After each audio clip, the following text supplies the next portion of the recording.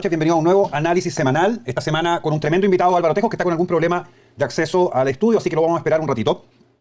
Y quisiera comenzar hoy día, por supuesto, comentando algo que me pidieron que comentara. Yo no tengo muchas ganas, pero vale la pena hacer un poquito de análisis sobre lo que ocurrió, claro, en Valparaíso en el cierre de esta performance, esa es la palabra técnica, de la prueba. La primera cosa que me gustaría decir es que esta no es la primera vez que ese grupo hace este tipo de manifestaciones. Ya lo había hecho antes frente a la Universidad Católica. Y de hecho, si se fijan en las imágenes de la presentación de RCT, aparece justamente esa otra performance en el 18 de octubre en adelante. Ese grupo, como otros, porque no es el único, son parte de las vanguardias, literalmente, que están llevando adelante el proceso de construcción nacional. En este caso particular, el uso que hacen de la teoría del ano, y me van a disculpar, pero se llama exactamente así, teoría del ano, que es parte de uno de los tantos esquizes de deconstrucción, mezclado, claro, con la profanación de la bandera nacional. Ya lo habían hecho. Recuerden a la señora además que había barrido o trapeado el piso con la bandera. Y ahora resultó que lo que no hizo el gobierno de Sebastián Piñera lo terminó haciendo el gobierno de Boric, que es querellarse contra ese colectivo, por supuesto por la profanación del símbolo nacional. Y además tiene una segunda lectura porque también había niños presentes y por supuesto debería pronunciarse ante ello la Defensoría de la Niñez y otro organismo. Más allá de eso, vale destacar que por mucho que el Frente Amplio del Partido Comunista, que está en el gobierno y que gobierna, salgan declarando de que repudian o que condenan ese tipo de actos, bueno, ya había ocurrido previamente, no lo condenaron en ese momento, y ahora se ven en la obligación, porque eso es jurídico, legal, constitucional, de tener que recurrir a la justicia para que se busquen responsables y por supuesto se apliquen las sanciones correspondientes. Eso no dice que desde el punto de vista ideológico, y esto es lo importante, ni Gabriel Boric ni su gobierno, ni el Partido Comunista, ni la izquierda en general, rechacen de plano realmente lo que allí se expuso, se mostró. ¿Y por qué no? Bueno, porque el Frente Amplio en particular es un partido de deconstrucción pura. Sus matrices ideológicas son esas. El Partido Comunista está en transición, pero ya Tellier dijo, hace un año casi ya, que había que deconstruir Chile, entonces ya avanzan también hacia deconstrucción. Y hoy día esta palabra, que se ha vuelto de uso cotidiano, debería ser explicada en términos profundos y con mayor profundidad. ¿Por qué? Porque lo que ustedes vieron allí, aparte del hecho físico de la degradación y profanación de nuestra bandera, es una expresión formal de las directrices que plantea deconstrucción en términos no tan solo de lo simbólico, sino del discurso formal. Nosotros hemos dicho, y le hemos explicado varias veces, que en deconstrucción, aborto no significa lo que la mayor parte de ustedes entiende por aborto. ¿Por qué? Porque claro, si yo les preguntara, y al chat le pregunto, ¿qué entienden por aborto? La mayor parte de ustedes seguramente van a contestar que es un asesinato, la muerte de un ser por nacer, y así, una descripción en definitiva. Pero en deconstrucción aborto es otra cosa. Cuando ellos hablan de aborto, literalmente es aborto, fuera de lo recto, fuera de la norma. Entonces, el asesinato del feto es un medio para que la mujer salga de la norma, porque la norma natural es que las mujeres tengan hijos. Y en el caso de lo que vimos ahí, la expresión aborto reiteradamente, aborta a la patria, aborta a la bandera, aborta a la nación, aborta, etc., es exactamente lo mismo. Lo que hacen al utilizar este tipo de manifestaciones es justamente generar, a través del hecho, la noción de que los que estaban allí, porque no todos los que estaban, probablemente la minoría rechaza lo que allí ocurrió, sino el resto sale, a través del acto, de la norma. Ese es el objeto. Entonces, lo que vimos es un medio para. Eso es lo que no hay que perderse, porque son capaces de hacer eso y hacer muchísimas otras cosas más. En las universidades, para los que no lo sepan, las performances son bastante más, incluso agresivas de las que vimos allí. Y lo digo porque hay grabaciones, y seguramente muchos de ustedes las conocen, las que voy a mencionar, donde en plena universidad una chica se desnuda, toma un trozo de carne que está cortado con la forma del mapa de Chile y se lo introduce en la vagina y lo saca de su vagina reiteradamente, esto dentro de un esquema de recitado, etc. Esas son las cosas que están ocurriendo hace mucho rato, a vista y paciencia de los rectores de las universidades, de los decanos de las universidades, de los profesores de las universidades, incluso de los asistentes y ayudantes y personal de aseo de las universidades, que son a la vez testigos y cómplices de este tipo de hechos. Claro, por supuesto, si algún rector, voy a referir particularmente a este deconstruido rector de la Universidad Católica, ex Universidad Católica de Chile, donde en su universidad los grupos radicales feministas y otros más, como este que estuvo en ese cierre de campaña, pululan por las distintas facultades haciendo este tipo de actos frente a los estudiantes. Por supuesto, con mucha asistencia. Sin que el rector, sin que los profesores, sin que los decanos digan ni hagan absolutamente nada. Por lo cual, lo que vimos ahora en Valparaíso es solamente una expresión, en términos de campaña además, de algo que viene ocurriendo hace mucho tiempo y al que nadie le pone coto. Y esto no es para que ustedes se molesten más de lo que ya supongo que están molestos, sino para que tomen conciencia de la profundidad del daño que este proceso de construcción le está haciendo a las generaciones que se están formando. Porque no se trata tan solo de que profanen símbolos nacionales, profanan símbolos religiosos y en definitiva profanan todo símbolo.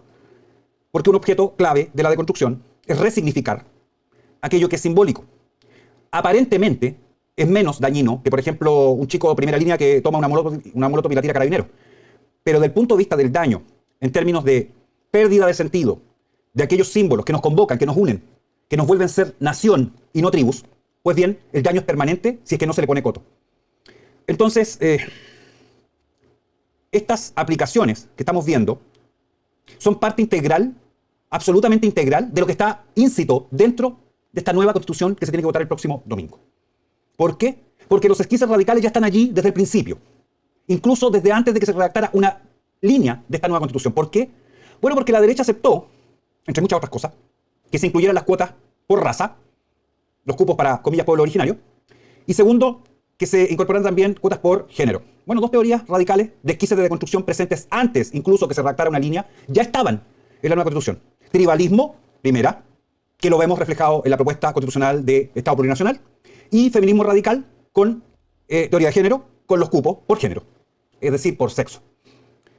Si eso ya está, ustedes entenderán que cualquiera de estas performances que vamos a ver y que vamos a seguir viendo, se encuentran amparadas dentro de esta nueva constitución, porque las matrices filosóficas que las soportan están incorporadas en esta nueva constitución. Es decir, deconstrucción. Deconstrucción del Estado nacional, deconstrucción de la patria, deconstrucción de la familia, deconstrucción de la nación.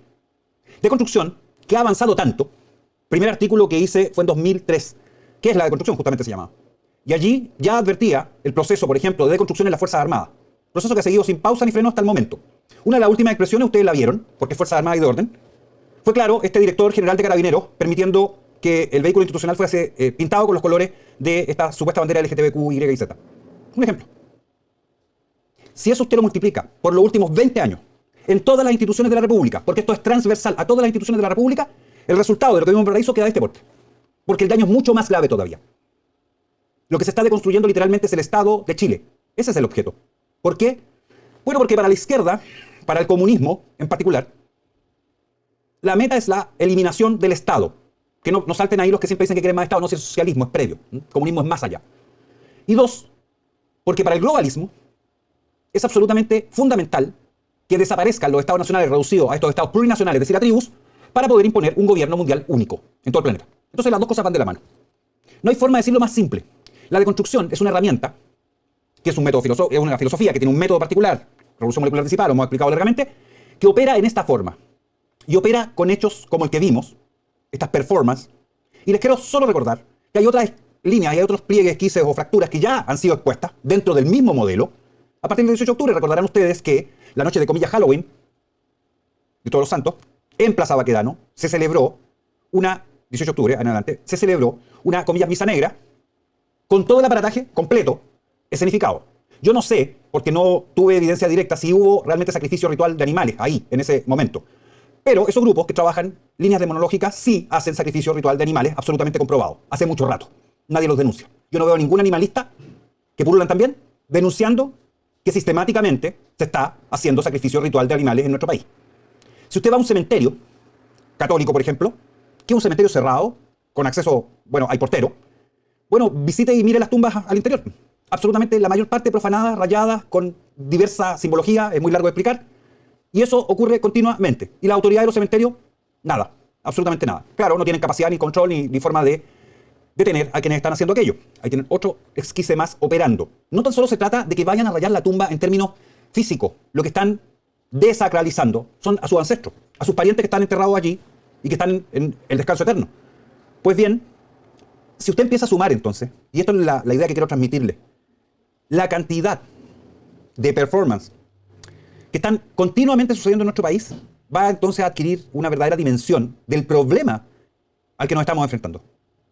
Si a eso le agrego que aparte de las tribus originarias, existen alrededor de 60 tribus, comillas, urbanas, que son exactamente lo mismo, pues bien, entenderá que tenemos por el orden de 70 u 80 esquices, fracturas o pliegues, líneas de ruptura de la nación. Porque cada tribu urbana, desde los Pokémon hasta los Lana, cualquiera, todas ellas operan del mismo modo que este colectivo que vimos ahí en Valparaíso, con distinta aplicación, están en otra dirección del punto de vista de la actuación, pero el fundamento sigue siendo exactamente el mismo. Dentro de los grupos musicales más radicales que existen, hay un grupo, un colectivo juvenil, chicos de, yo creo que tienen a la fecha unos 16 o 17 años, que del 18 de octubre en adelante empezaron a mostrar su producción musical, con videos llamando literalmente a asesinar a carabineros. Esto es, claro, muy musical, muy lleno de ritmo, y lo consumen una enorme cantidad de jóvenes que lo ven en YouTube. Ahí está. Voy a poner una más. Y tal vez la reflexión final tenga que ver con lo que a ustedes les pasó con esta imagen. La capacidad de coacción, es decir, de imponer por la fuerza determinada idea o determinada conducta, depende justamente de la acumulación de fuerza y del poder entonces que se acumula allí para aplicar esa coacción. Hoy día, a todo nivel, ya estamos tan coaccionados que expresar una opinión políticamente incorrecta en Chile, es decir, una opinión contrahegemónica, contra la hegemonía de izquierda, resulta penalizado o por denuncia a través de redes sociales, ante el trabajo, ante los pares, si es un colegio, ante los compañeros, y por ende, la coacción ya existe. Ya ustedes, si no son capaces de expresar públicamente una idea, porque puede haber gente a la que esa idea que están expresando le resulte negativa y por ende puede haber repercusiones para ustedes, bueno, está autocensurándose y ya está coaccionado. Entiendo que la mayor parte de los que ven el programa no lo están, pero lo estoy poniendo por aquellos que probablemente puedan vivir esa situación. No es fácil, en tu trabajo, en tu universidad, en tu liceo, en tu colegio, tener una opinión que es contrahegemónica, es difícil. Hoy día vamos a hablar de esto justamente en la segunda parte del programa que habla del nacimiento de la resistencia. Quiero ver si Álvaro Tejo está pudiendo o no pudiendo entrar. Parece que no y tiene serios problemas, pero voy a tratar de... Voy a intentar que lo veamos por otro medio. Vamos a ver. Si no funciona, voy a lamentar mucho que Álvaro no pueda participar.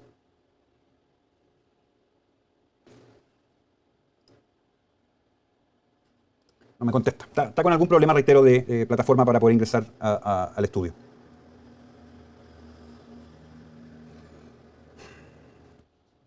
Les decía que la segunda mirada que hay que tener sobre lo que ocurrió tiene que ver con ustedes. ¿Para qué se hacen estos actos?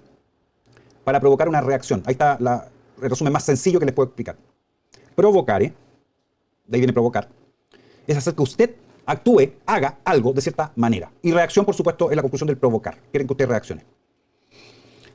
Y yo les suelo decir que no tienen que reaccionar. Esto es bien difícil. Cuando uno recibe o ataques o recibe injuria o lo que sea, bueno, suele reaccionar. El problema de reaccionar, y por eso la izquierda siempre a la derecha le dice que es reaccionaria, ojo, es que usted está haciéndole el juego a ellos. Porque el que reacciona está obligado. Es decir, el otro ejecuta la acción sabiendo que usted va a tener una reacción. Usted dirá, no, pero es que yo soy libre de reaccionar como se me antoje. Claro, pero es que lo provocaron, pues. ¿Se da cuenta o no? Hacen que usted reaccione. Lo obligan, en el fondo, a reaccionar. El que reacciona entonces está obligado. En Go hay dos momentos del juego que son clásicos. Sente y gote, en japonés. Pues bien, el que está obligado a responder una jugada o alguna acción del adversario está en gote. Y como está obligado, bueno, está desarrollando la estrategia del otro, del que está atacando, del que está provocando.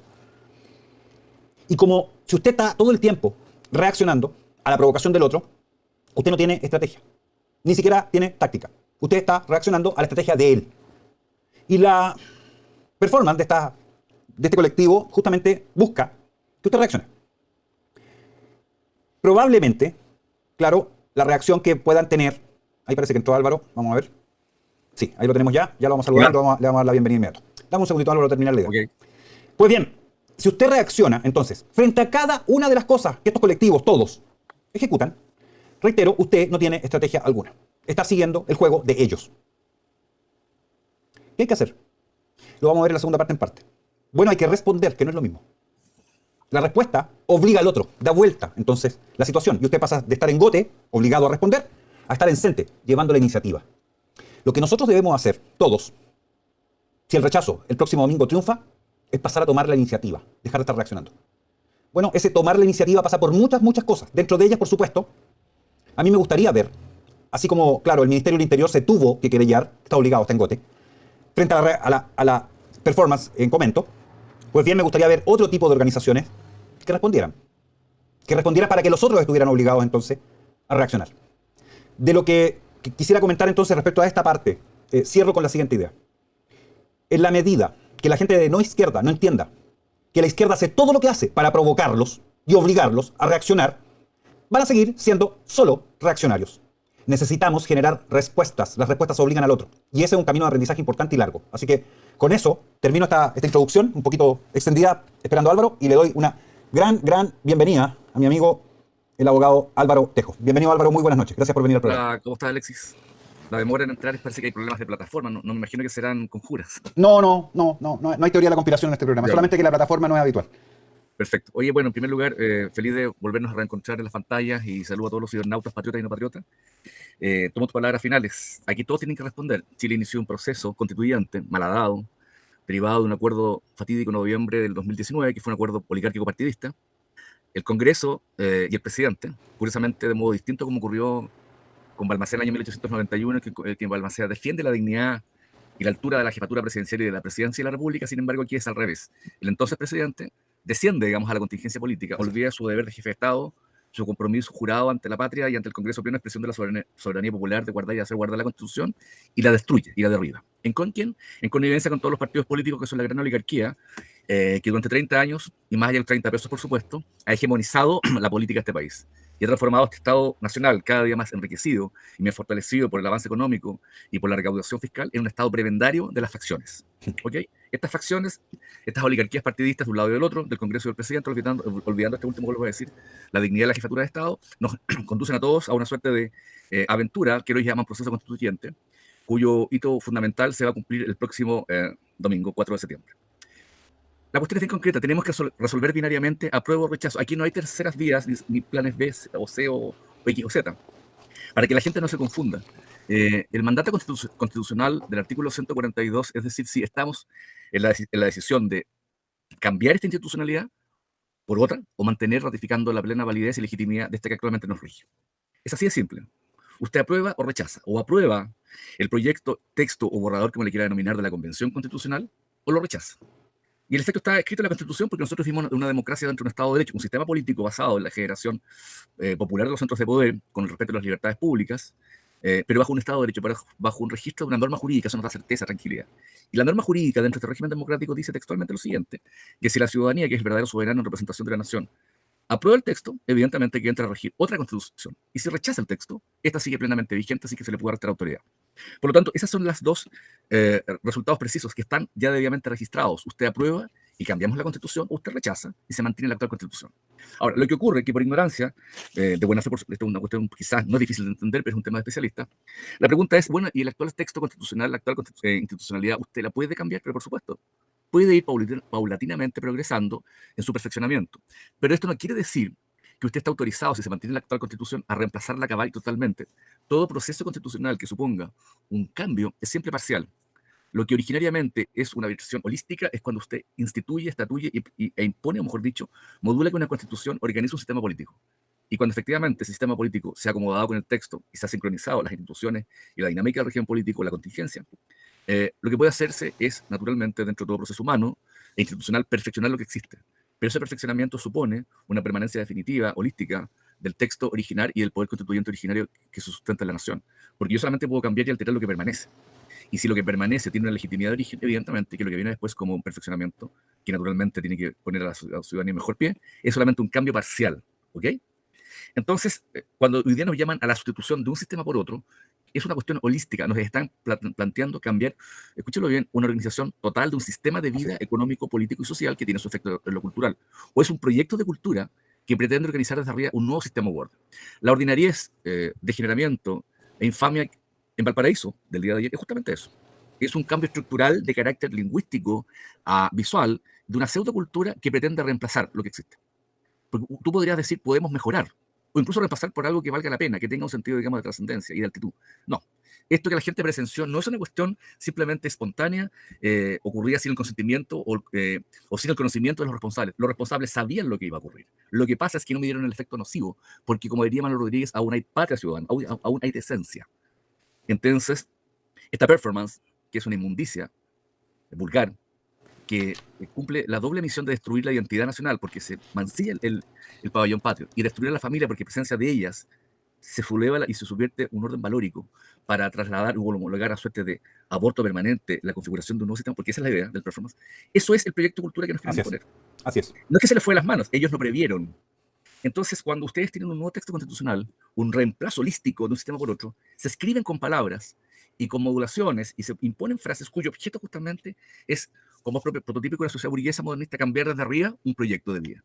Chile tiene 5 siglos de existencia. Chile no nació ayer, no nació hace 30 años ni hace 200, son 5 siglos de historia.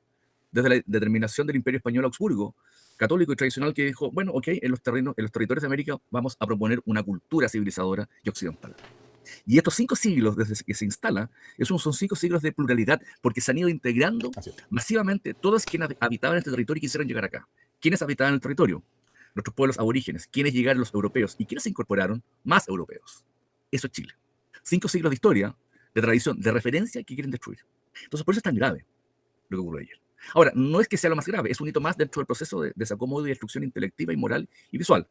Pero este hito se da curiosamente o coincidentalmente, sincrónicamente, dentro de un espectro que es prototípico, en un puerto que en su momento fue paradigmático, cultivado por la UNESCO, por un alcalde que es de extrema izquierda, con la alineación de artistas de baja realidad y con periodistas, creo que son, que cultivan o deben cultivar, digamos, a través de los medios de comunicación, el traspaso de la información para que uno esté bien instalado neuronalmente en la decisión o la opinión, pero que ocupan los medios de comunicación, el know-how, ¿para qué?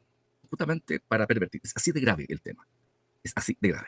Curiosamente, hoy día, en uno de los canales de televisión abierta, la secretaria general de gobierno, connotada comunista, la Camila Vallejo, dijo que era mancillar y atentar contra el pabellón patrio. Me gusta escuchar a una comunista decir eso. Retrotrae a una etapa del comunismo mucho anterior, en todo caso. Claro, pero me querrá decir la susodicha funcionaria pública y de confianza del presidente que su gente no lo sabía, que en ese mare magnum, digamos, de comunidades y territorios como domina hoy día la izquierda a la participación política, nadie tenía conocimiento de esto. Así como teóricamente nadie supo lo de J-Tools, también se informaron por la prensa, por la televisión. ¿Se dan cuenta, no? Se presentan performances que son pseudoculturales, que es una explotación de la vulgaridad y de la ordinariez y la degeneración visual ante la infancia y la adolescencia.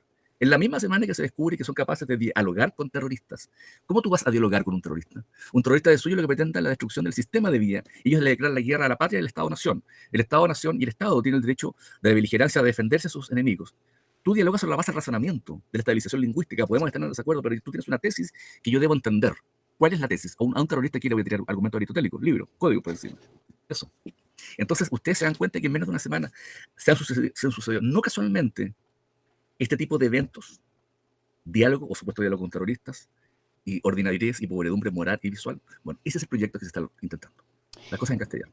Mencionaste al inicio, Álvaro, algo que me gustaría profundizar. Ok. Oligos es una raíz griega que significa pocos. Oligarcas son pocos, que tienen el arjé, el principio, y por ende también la jerarquía, es decir, el mando. ¿Qué pasa con la oligarquía hoy día en Chile? La oligarquía siempre son grupos segregados prebendarios que gozan de privilegios dentro de cualquier sistema político, pero no son la base del mérito del esfuerzo, sino que son la base del comportamiento abusivo del poder. Exacto. Hago el paréntesis ahí solamente para distinguir, entonces, esta oligarquía de la aristocracia, que es lo que acabas de decir, por mérito, ¿no?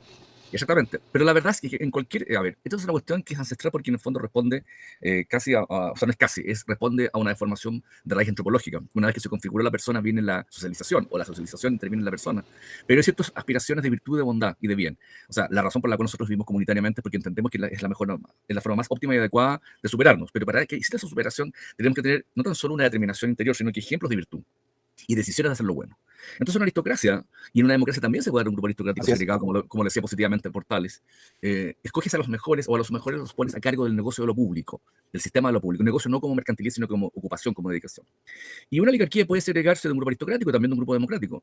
El caso más prototípico son los regímenes comunistas, cuyo partido dirigente y hegemónico generaban una oligarquía, digamos, voy a decirlo en castellano, espero que se entienda, depravada y corrupta. ¿Ok? ¿Qué es lo que hacían, digamos? Enriquecerse a costa, digamos, de la sangre, sudor y lágrimas del pueblo trabajador. Si no, pregunten a la familia Castro, a los herederos del régimen norvietnamita, o lo que pasó en Indochina. Recuerda que cuando cae el comunismo en la Indochina, pomposamente se fueron todos a vivir a Francia. ¿Ok? Ahí están todavía. Entonces, esa oligarquía hoy día se representa en un grupo que segregadamente se hizo cargo del Estado. Son los partidos políticos.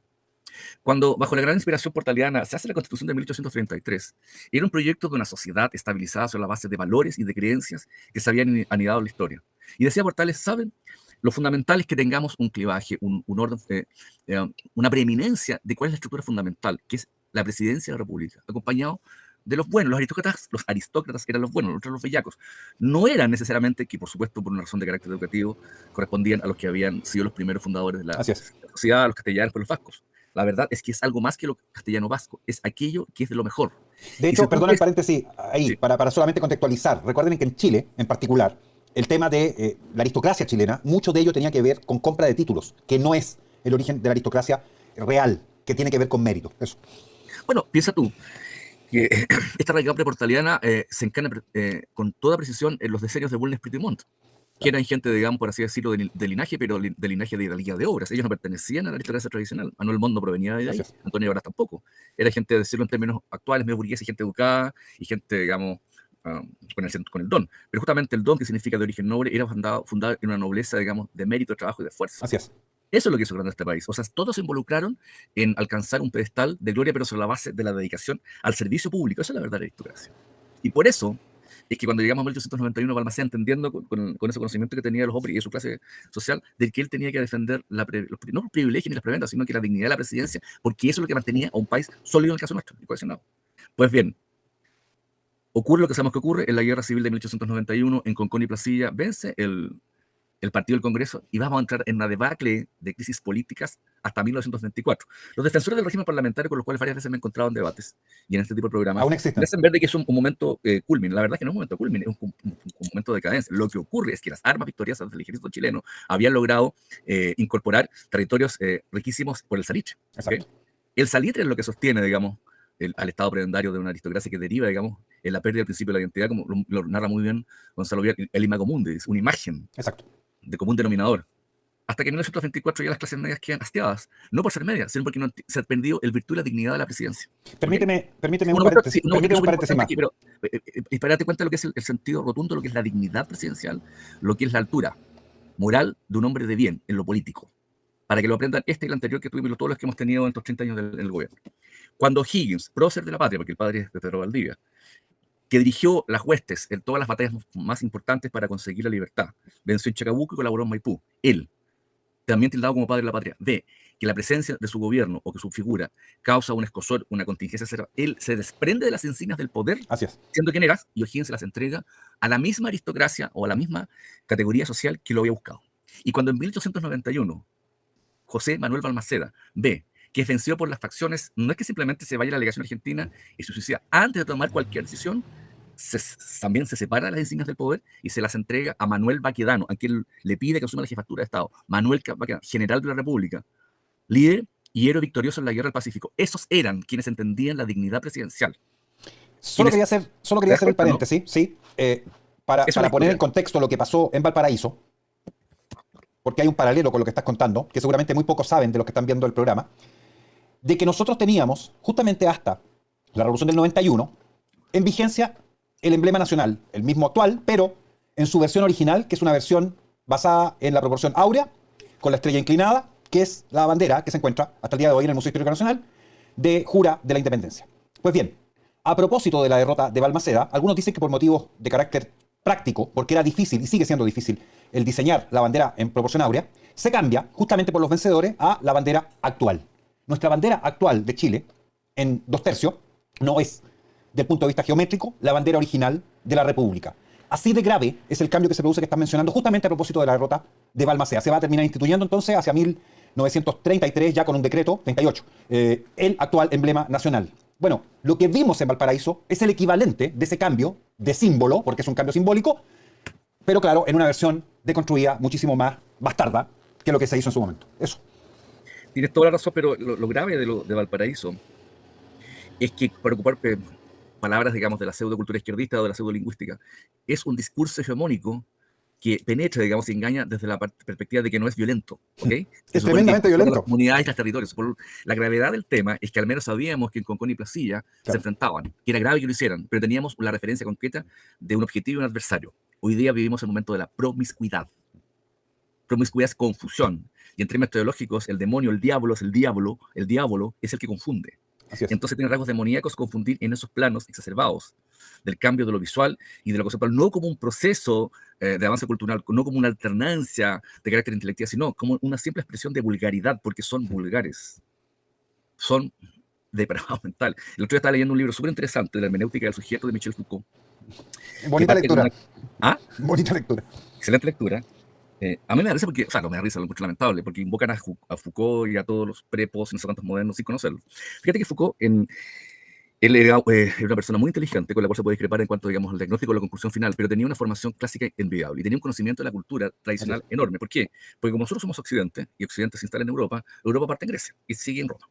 Entonces, como él era un hombre inteligente, como buen europeo intelectual, o por lo menos intelectivo e inteligente, escribía muy bien. Y hay un libro que se llama, lo recomiendo de lectura, que se llama La hermenéutica del sujeto. Y su primera fase o capítulo, que corresponde a las clases que él daba en el Colegio de Francia, habla de lo que es la mesura, el equilibrio interesante y el exceso.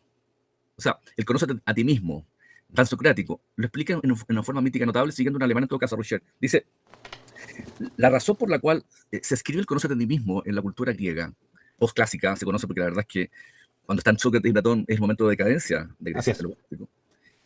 Lo que se le está diciendo, escuche la teoría del mito que es interesante, se le está diciendo al griego común, al ciudadano de la polis, no el hecho de que simplemente se conozca como una cuestión, digamos, de autorreflexión, es que tenga conciencia de quién es, de modo que cuando vaya al Olimpo y le pida a los dioses lo que le quiera pedir, pídale aquello que los dioses están en posibilidad de dar o que ellos necesitan. O sea, el conocer a ti mismo es la forma en que desde el mito se le pide al habitante de la polis, al hombre, al patriota, quien sea, de que se modere y que solamente aspire en la virtud o en el deseo o en la felicidad a aquello que le corresponde, que debe aspirar. ¿Se dan cuenta o no? O sea, no le pidas a la divinidad aquello que la divinidad no te puede ni te corresponde recibir. ¿Se dan cuenta, en cristiano el dicho es más corto, dice a Dios rogando, claro, pero con el mazo dando. Entonces, me parece que esta constitución que les leído, o sea, perdón, corrijo, este proyecto que lo he leído varias veces es del exceso. Fíjate que es tanta la normatividad, como la apliqué la otra vez en una conferencia que tuvimos que hacer los profesores, es tanto el abuso que se hace en la reivindicación de los grupos históricamente segregados, como dicen ellos, o de ciertas condicionantes antropológicas, que al Estado prestacional le impide actuar. Lo curioso que este Estado que se declara social está absolutamente impedido de proceder. O sea, se está destruyendo el Estado en el espíritu, escuchen, en el espíritu de la facción. Exacto. No tan solo porque se niega la realidad de la nación, sino que porque además de eso, cuando a este Estado, no nación, sino que a este pseudo-Estado, se le imponen cargas que parecen beneficiosas, se le impide en desmedro de las facciones, que son los grupos, las comunidades, los territorios. Es así de brutal. Aquí va a haber una clave. Si gana la prueba, y no es que no se trata, digamos, de irse al Olimpo, digamos, a preguntarle a nadie, ni encontrarse con la esfinge para que uno resuelva el enigma. La cuestión es bien simple. Si gana la prueba, se va a producir un enorme desorden institucional, político y social, porque está mal configurado el sistema. Y además, desde el punto de vista meramente, o nada menos que intelectivo, lingüístico, el problema de la hermenéutica va a ser enorme, porque hay un canon que no se conoce, que está deformado. Incluso, por ejemplo, en el tema del género, anótalo bien, en el tema del género, se habla de lo binario, pero el género, quien entiende un poco de eso, sabe que no es una cuestión de resolución binaria. Así es. ¿Se cuenta? Entonces, o no saben lo que están escribiendo. No, sí saben. Sí saben. Y si saben, quiere decir que son doble o triplemente torpes, porque están generando todo tipo de confusión. Es lo que quieren. Dijiste una cosa que me parece... Sí, perdón, dime. Dijiste una cosa que me parece clave, que quisiera ahondar en aquello porque es un concepto absolutamente fundamental. En griego ibris, ¿no? Pero traducido en cierto modo, porque tiene varias acepciones, pero nombraste la idea de la desmesura. Esto yo creo que es el meollo de la nueva Constitución, la desmesura, la falta de medida de las cosas, el exceso de ciertas Así cosas, es. la ausencia de otras cosas en desmedida manera. La gran virtud que se enseña en el mundo clásico y que perdura hasta el día de hoy, por eso les digo, y leanse hasta el libro de Foucault, los primeros capítulos, porque es notable, es la prudencia. Exacto. Tú hasta para ser santo necesitas prudencia. Y la prudencia es la virtud de los valientes. ¿Quiénes tienen que ser prudentes? Todos. Especialmente quienes se escapan a ciertas medidas comunes, como tú bien dices. Los héroes tienen que ser prudentes porque si no conducen al cadalso a una ciudad entera. Y los santos también tienen que ser prudentes porque la decisión del martirio es de ellos, no del resto. Ellos no pueden actuar por el resto. Así es. Ahora, una cuestión que relativo a eso, acerca del exceso de la imprudencia y la falta de racionalidad, es lo siguiente. Yo a este proyecto lo he bautizado, lo he tildado, y no es una cuestión novedosa, que se le caracteriza como lo voy a hacer, como un anteproyecto, porque como nos han dicho algunos aprobistas de primera y última hora, abiertos o encubiertos, de lo que se trata es de que tenemos que aprobar una nueva constitución para reformarla después, lo que yo debo entender son dos cosas. A, que técnicamente hablando, si gana la prueba, no es el texto definitivo, porque han dicho que hay que aprobar para reformar. Por lo tanto, no sería, en términos intelectivos de comprensión de la realidad, no sería un proyecto, sino que sería un anteproyecto.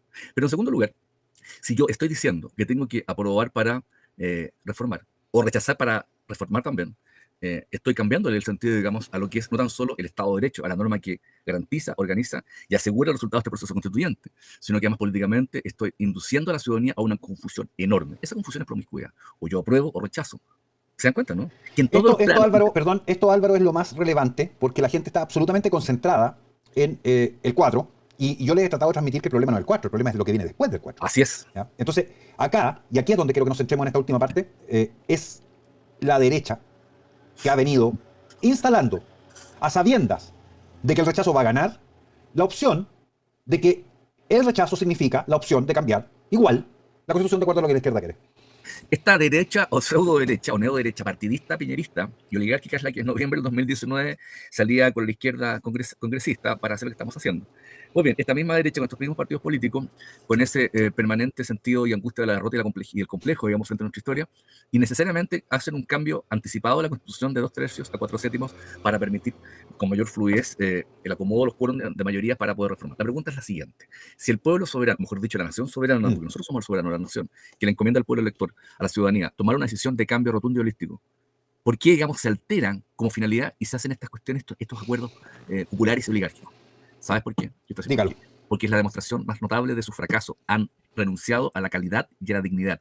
Ya han fracasado en el gobierno y en la posibilidad de organizar un sistema institucional como el que nosotros teníamos y que sea tributario de nuestros 5 siglos de historia, de una identidad nacional. Lo que hace la oligarquía partidista cuando genera planes A, B o C, de aprobar para rechazar, para reformar o rechazar para rehacer, es la incomodidad que tienen a lo permanente, a lo estable, a lo definitivo. Y es solamente vivir de la contingencia y del apuro del momento. Eso es falta de inteligencia, falta de sentido político, irresponsabilidad y falta de patriotismo. Eso es. ¿Puedo ser más claro? No. Yo creo que es suficientemente claro y yo creo además que lo que nosotros debiésemos hacer, lo dije ayer en un programa que me invitaron formalmente, es proponer una moratoria constitucional. Es decir, no me toque más esta constitución hasta que salgamos del proceso revolucionario en el que estamos, Lógico. al menos en sus aspectos más dañinos, porque el proceso va a continuar igual. Y luego, cuando esté el agua un poco más calma, veamos si vamos a discutir qué cosas podríamos eventualmente mejorar de la actual constitución. Que va a seguir Yo en lo inmediato lo que deberíamos mejorar es el arrinconamiento de los partidos políticos. La reducción de su importancia. Lo primero que deberíamos hacer. Quitarle el presupuesto para empezar. Sí, pues. Eliminar de la ley de partidos políticos, es así de simple. Ahora tú me dirás, bueno, se financian igual, bueno, pero con cuentas transparentes. Exacto. Sí. Una cosa, yo no les niego el derecho a pedirle a la ciudadanía y al empresariado que los apoyen, pero que con cuentas transparentes. Pero ¿por qué con cargo al erario nacional, un país como el nuestro, con todas las necesidades que tiene, me parece inmoral? Es me inmoral. parece una vergüenza. O sea, es la típica expresión. Entonces, el argumento, que por supuesto no se sostiene en la realidad, es que en la medida que el Estado nos financia con el financiamiento público, nos alejamos de la corrupción y la preventa. ¿Pero qué me están hablando? ¿Alguien cree en eso? O sea, ver, bueno, fue la justificación de la propia, fue la justificación emanada de la propia debacle del punto de vista de corrupción, entre otros de la derecha, porque era transversal, a propósito de eso aquí mismo. Ahí está esa es la madre del cordero, ¿no? Claro, exactamente.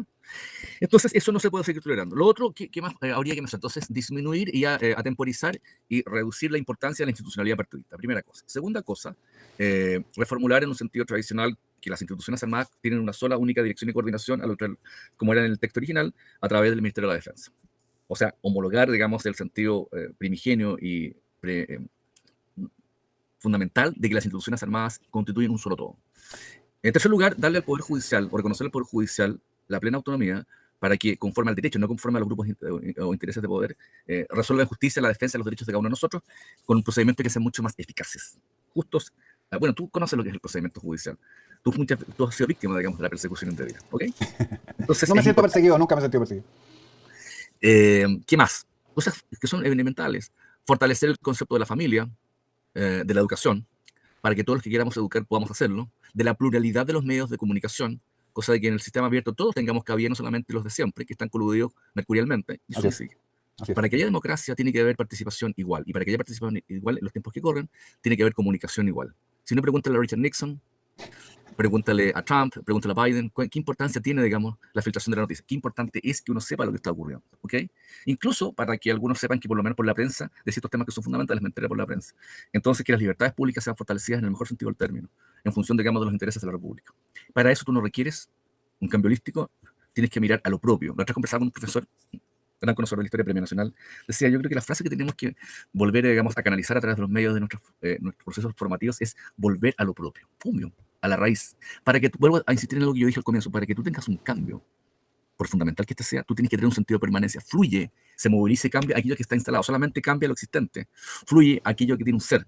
Y por lo tanto, la única razón, o la única manera en que tú puedes, racional e intelectiva, histórica, moralmente, mejorar algo, es porque es algo previamente existe. Y esa existencia es la de un Estado-nación, organizado políticamente como una república, con reconocimiento de la democracia y las libertades, y que, por supuesto, tiene una institucionalidad basada en un Estado de Derecho. Eso es, fundamentalmente. Y para eso tú requieres el ser. El existir, el fluir, viene del ser, de la entidad. Así es. La entidad es aquello que existe. Aquí no estamos en un proceso identitario ni identitativo, estamos en un proceso destructivo y, digamos, y de desaparición, por promiscuidad y confusión intelectiva y moral. Y lo encuentro lamentable, lo que está pasando, lo encuentro pésimo, la verdad. Esto es más grave que la Revolución Francesa porque al menos los burgueses revolucionarios eran gente educada que leía los clásicos. Así es. Sí, ese es el tema. Si uno lee a Rousseau, a Montesquieu, a toda esta gente, o lee a los próceres norteamericanos como Jefferson, Jay, Hamilton, en el Federalista, que siempre lo propongo a los alumnos, oye, pero eran gente educada. Eran gente educada. ¿Te das cuenta, no? Entonces, yo te quiero hacer ver, si esa gente educada hizo una revolución, con la cual puedo estar o no de acuerdo, al menos yo tengo menos angustia porque algo atisbaron. Pero hoy día, ¿de qué estamos hablando? De lo que vimos en Valparaíso. De eso ¿Tú estamos viste lo hablando. que son los convencionales, las cosas que hicieron? Sí, Bajo un absolutamente. argumento, digamos, demagógico y pobretón, por no decirte pobredumpa, de que era una expresión de lo popular. Así que lo popular lo tengo que asimilar a lo vulgar, No, a lo pues. depravado, a lo bajo. Eso es esa forma de tildar o de homologar a lo popular con la expresión vulgar y promiscua, es ofender a la popular. Así es. La cultura popular latinoamericana, que sepan bien porque no saben mucho, es una cultura barroca, de barroquismo, de sincretismo entre lo que es el indigenismo y lo que es la cultura española. Por eso es tan exacerbada. Me están diciendo que lo que ocurrió en la convención se homologa a eso, a la expresión popular del No. pueblo No, trabajador. porque no tiene fundamento allí y es otra cosa. Nosotros sabemos eso. Álvaro, para cerrar, me gustaría que les transmitieras entonces tu mirada del post 4 a la audiencia. Sí, pero ponte tú también la cámara. A ver, en la noche del 4 de septiembre, lo hemos hablado en otras oportunidades en otros programas y con mucha gente, va a ocurrir lo siguiente, vamos a tener resultados de una justa electoral, que se basa en la definición bifronte y claramente paritaria, para decir en términos que se conocen, de apruebo o rechazo. ¿En quién radica la soberanía? ¿Quién toma la decisión final? ¿Quién toma la última determinación para organizar, estatuir y configurar un sistema político? ¿Quién es el soberano? La nación. Lo dice la Constitución chilena, lo han dicho todas nuestras constituciones, y cinco siglos de historia nos contemplan y nos manifiestan una identidad. Esa identidad que se expresa en lo que se denomina la nación, que es nacimiento, que es apoderamiento y que es configuración a partir del Estado, le encarga democráticamente al pueblo que tome la determinación. La determinación va a ser una justa electoral binaria. Apruebo o rechazo. Si en la noche del 4 de septiembre, que espero que sea así, gana el rechazo, es una reafirmación del principio de la defensa de la institucionalidad, del sentido de la república, de los 5 siglos de historia, que pueden mejorarse y perfeccionarse, pero sobre la base del ser nacional y de la identidad republicana. La gran enemistad que se va a generar esa noche, si gana el rechazo, no son con los que perdieron y votaron al apruebo, sino que son con los oligarcas partidistas que van a querer rehacerlo. Así es. Si en la justa electoral el soberano decide en favor del apruebo, son los mismos oligarcas los que se van a cambiar, digamos, también, para querer dirigir de nuevo el proceso. Desde la instalación de un proceso, de un sistema constitucional que va a desembocar en una grave, escúchalo bien, crisis política, social e institucional, porque la crisis moral abunda hace mucho tiempo y abunda por abdicación. ¿Sabes por qué abunda por abdicación? No los valores, los principios, por abdicación de la conceptualización de la inteligencia. Las corrupciones morales parten con corrupciones intelectivas. El acto moral es un acto segundo. El ser malo indica que primero tienes que tener una entidad y un ser. Después puedes adjetivarte como malo o como bueno. Exacto. ¿Ok? Es la crisis moral de la República que hablaban nuestros compatriotas y con nacionales y nacionalistas de la década, digamos, de la generación de 1910. Sí, pero aún había patria. porque se respetaba y se quería la patria, y todos homologaban y transversalmente se identificaban, se sentían identificados con este país en guerra, como decía Mario Góngora, que había vencido en las guerras del Pacífico, en las dos guerras del Pacífico. Eso hoy día no existe. Fíjate, vas a ser un poco indulgente, me voy a demorar 2 minutos más, pero entretaré por temas de plataforma. Fíjate que cuando una vez discutía, o sea, varias veces discutió el tema del régimen parlamentario, y de modo usado la gente saca ejemplos que no vienen al caso, porque son otros paradigmas. Siempre hablan del parlamentarismo inglés, que no sé qué tiene que ver la historia del mundo sajón con la chilena, pero bueno. Pero fíjate tú lo interesante. Eso que somos los ingleses de América, después. No, por un tema, digamos, de que nos gustan dar los colores oscuros, generalmente. Aunque a mí me gustan los colores también. Yo me siento más identificado con el mundo latino, tú comprenderás con la latinidad que con los sajones, y tú sabes lo que estoy diciendo. Entonces, el cambio estructural fundamental, aparentemente muy estructural y fundamental, fue fundamental, pero no tan estructural, escúchalo bien, en Inglaterra es el siglo XVII. Hace falta que quede la monarquía inglesa con la muerte de Isabel, y viene la disputa entre los Estuardo y los otros príncipes sajones, lo cual desemboca, por ejemplo, a mitad del siglo XVII en la dictadura parlamentaria de Cromwell. Exacto. Interesante. Siendo un proceso revolucionario, como dicen los historiadores y conocedores en la Universidad Inglesa, fue, escúchelo bien, el establecimiento de una revolución o una revolución que establecía, o sea, el objeto de la revolución inglesa en la lucha y sucesión dinástica y la reivindicación de los derechos del súbdito no eran para hacer desaparecer la monarquía, sino que para reafirmar el principio de la identidad sajona. Cuando en 1215 los reyes normandos, Juan sin tierra, hermano de Ricardo Corazón de León, como se le conoce al alumno, hijo del honor de Aquitania, o sea, sangre de la primera línea, digamos, del linaje normando, francés, de origen vikingo. Juran, lo que juran, que podrían entenderse con un pacto, un tratado internacional, juran respetar las leyes de la tierra, o sea, las tradiciones inveteradas del pueblo de Inglaterra. Y lo que en el siglo XVII le pide el Parlamento a la corona británica es justamente eso, el respeto y la identificación con las tradiciones más notables de Inglaterra. Me van a decir que eso es hoy día lo que están intentando. En absoluto. Captan el intento de revolución, justamente reivindicar la permanencia, la estabilización de los derechos fundamentales que provienen de las tierras sajonas. Que duraron en ejercicio hasta Enrique VIII, y que además de asesino de sus propias esposas y todo lo que sabemos, también elimina la propiedad de la Iglesia católica, se la apropia, y con eso se apropia todas las tierras comunitarias, que eran propias de la Iglesia, pero las cultivaba la ciudadanía del pueblo a medias con la Iglesia. Entonces, de ahí se produce la primera gran emigración campo-ciudad en Inglaterra, y se genera lo que después Marx va a llamar el proletariado. Pero podríamos estar en esto 2 programas más. Oye, ojo, que en el siglo XVII, cuando empiezan a darse las teorías del republicanismo de Milton y otros, dicen, un republicanismo sano, digamos, una integración de todos al sistema, se basa en que cada uno sea propietario, no en que sea comunero.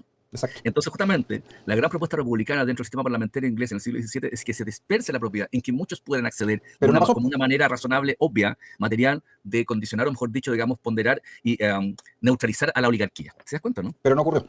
No. Bueno, y no el siglo XVIII conoce el siglo de la Revolución Francesa, pero aún así, uno lee, no me gusta la Revolución Francesa, pero al menos la inteligencia en Francia dio lugar a la restauración napoleónica. ¿Se das cuenta, no? Vamos a hablar de eso justamente en el capítulo, o sea, el segmento que viene en Contraproceso, así que muy buena la introducción. Bueno, en todo caso, nos volvemos a ver la noche del 4 de septiembre. Sí, señor, está invitado, y a todos les aviso que el próximo domingo RCT va a estar transmitiendo desde las 20 horas en continuo hasta que nos dé la hora, con muchos invitados, porque voy a invitar a todos los canales patriotas a pasar por el programa durante toda esa noche-tarde, a venir a comentar, a ver qué está ocurriendo, y por supuesto con ustedes vamos a estar celebrando, y junto con Álvaro, el triunfo del rechazo. Muchísimas gracias. Me despido hasta una semana más. Yo espero que en la noche del 4 de septiembre, si el pueblo trabajador toma la decisión de rechazar, todos los oligarcas tomen la decisión de dimitir. Wow. Yo te escuché. Un abrazo, Álvaro. Nos estamos viendo. Buenas noches. Nos vemos. Que estés muy bien. Chao. Chao. Ahí estábamos con Álvaro Tejos, gran, tremendo abogado.